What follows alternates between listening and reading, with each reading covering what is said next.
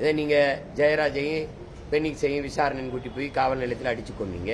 இப்போ திருப்பணத்தில் அஜித்தை வந்து விசாரணைங்கிற பேரை காவல் நிலையத்துக்கு கொண்டு போகல, எங்கேயோ ஒரு இடத்துல வச்சு அடித்து கொண்டு விட்டீங்க. இதே தானே இப்போ தங்கச்சி சொல்கிறாங்களே தற்கொலை செஞ்சு செத்து போடான்னு. எங்கள் மார்க்கம் அனுமதிக்கல, ஹராம்னு சொல்லுது.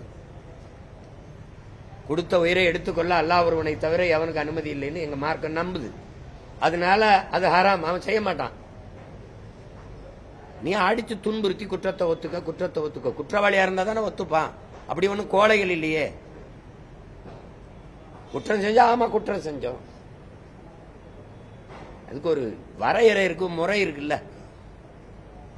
அதனால எங்களுக்கு ஒரு வழி இல்லை.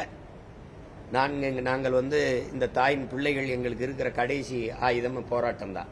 அதனால இப்ப தொடர்ச்சியா எனக்கு வந்து இந்த தொடர் போராட்டங்களும் இதுகள் இருக்கிறதுனால ஆகஸ்ட் மாதம் முதல் வாரத்தில் ஒரு மாபெரும் போராட்டத்தை செய்வேன். எங்க விடுதலை, இந்த பிள்ளைகளின் விடுதலை வேண்டி நான் செய்வேன். அதுக்கு மேல எல்லாம் இருக்காங்கல்ல, எனக்குன்னு ஒரு அதிகாரம் வரும்போது நானே கதவை திறந்து விடுதலை செய்வேன். அவ்வளவுதான். கோரிக்கை வைக்கிறோம், மனு கொடுக்கிறோம், போராடுறோம். எங்கள் சிக்கல்களை, எங்கள் பிரச்சனைகளை அதிகாரங்கள் காது கொடுத்து கேட்கல, அதிகாரங்கள் கவனத்தில் எடுக்கல. அப்படின்னா எளிய மக்கள் எங்களுக்கு ஒரே வழிதான் இருக்கு, அதிகாரத்தை கையில் எடுக்கிறது. வேற என்ன இருக்குது?